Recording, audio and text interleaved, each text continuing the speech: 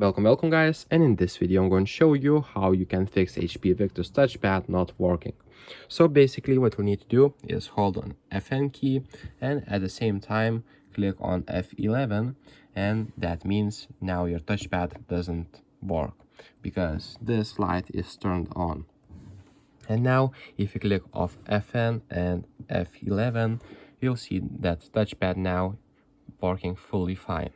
So there's one solution, and the other solution, if that isn't the case, what you can do is basically try cleaning your touchpad, but it's a very simple option and it helps usually. And if that doesn't work, maybe your touchpad is not working properly and it is broken. So that's pretty much it, guys. If this video was been helpful, please make sure to subscribe to Guide to Everything, comment down below for the algorithm, and see you in the next one. Peace.